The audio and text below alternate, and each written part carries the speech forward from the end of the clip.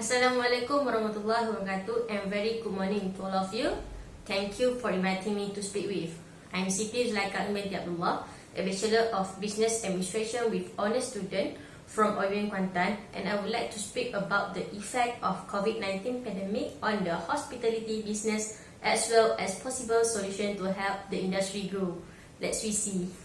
Accounting for the unprecedented travel restriction, the United Nations World Tourism Organization expects that international tourism will be down by 20 to 30% in 2020 when compared to the last year.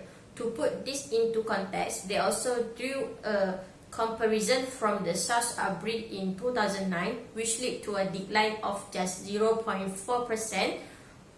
of the international tourism market. The hospitality industry accounts for 10% of the global GDP.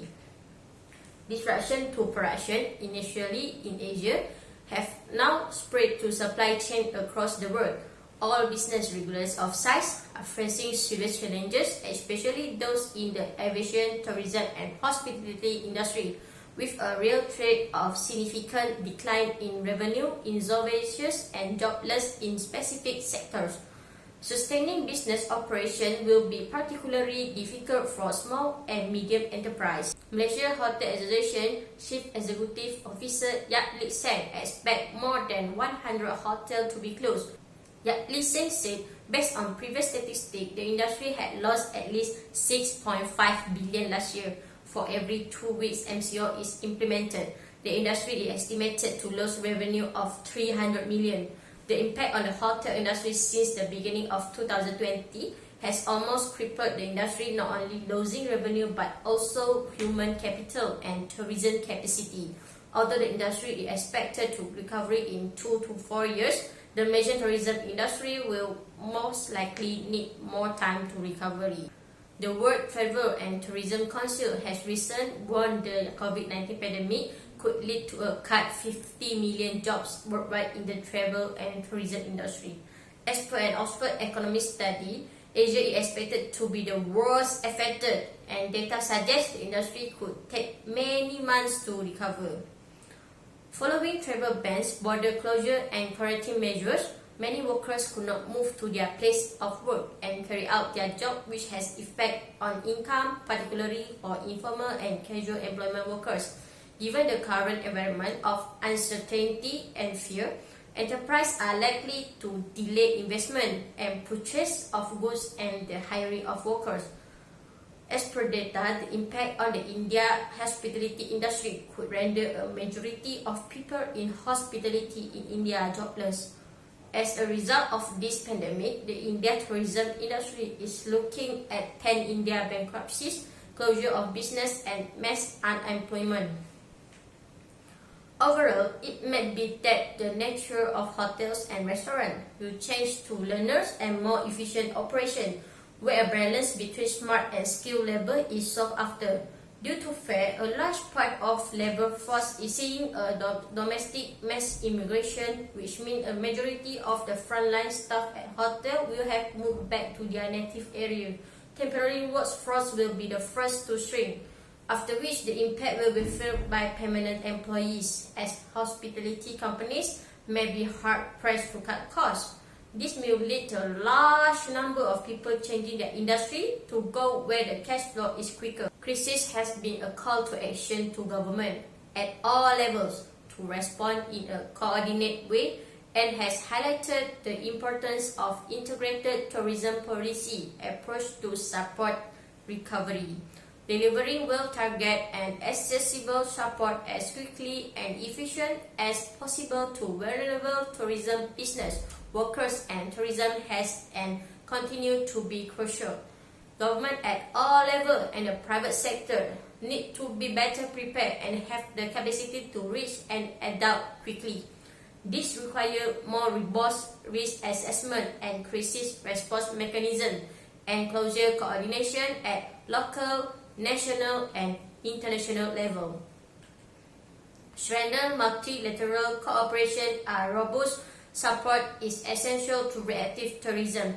Countries need to work together as the action taken by one government has implications for travelers and business in other countries and for the global tourism system.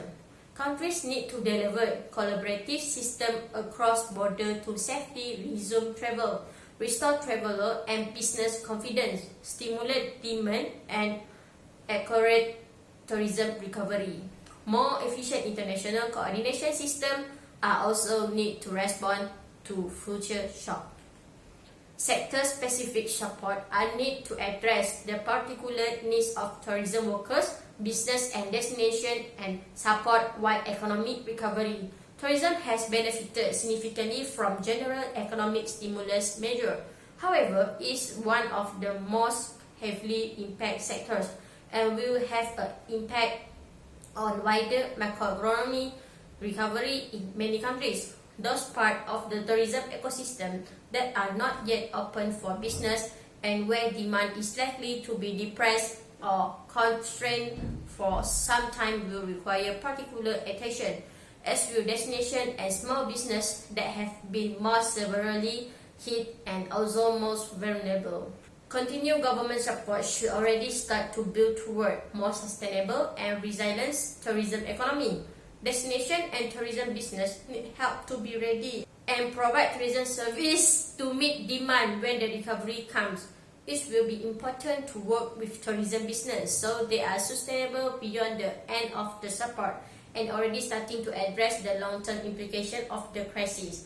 Measures should be increasingly conditioned on broader environmental, economic, and social objectives. Improving the evidence base to inform policy and business decisions will be key through information gathering, research, and data analysis. The crisis have highlighted shortcomings in the availability of timeline comparable generable data in quickly evolving situations. Reliable and consistent indicators are needed to evaluate the effectiveness of programs and initiatives and monitor progress on tourism recovery and resilience. Risk-based solution to safely lift travel restrictions and get the international tourism ecosystem back up and running must be based on sound scientific evidence. This solution also needs to be feasible to implement, with sufficient capacity available to ensure these systems can function reliably. Crisis is a once-of-a-lifetime opportunity to move toward fairer and sustainable and resilient model to tourism development.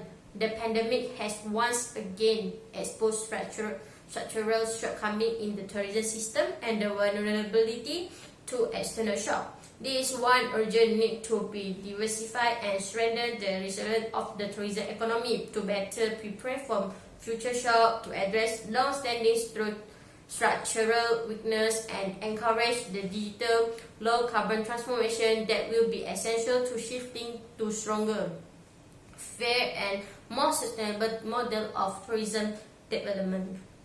As an industry, we need to have a resilient strategic plan to reconduct the country's economy. The impact of this infortune will lower the business investment due to increased uncertainty and risk. Consequently, the demand of the traveling and consumer confidence also may very low due to uncertainty and fear.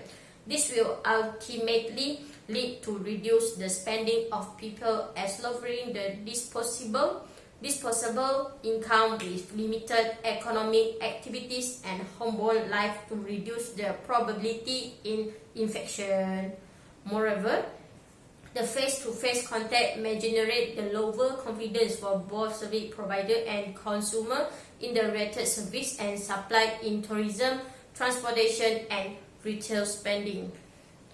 Last but not least, we have a chance to do something extraordinary.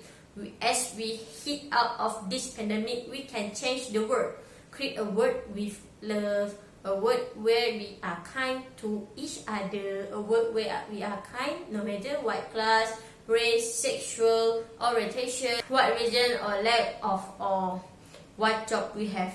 A world we don't judge those at the food bank because that may be us. If things were just slightly different, let love and kindness be our roadmap. Bye, Johnny Con. That's all from me. Thank you.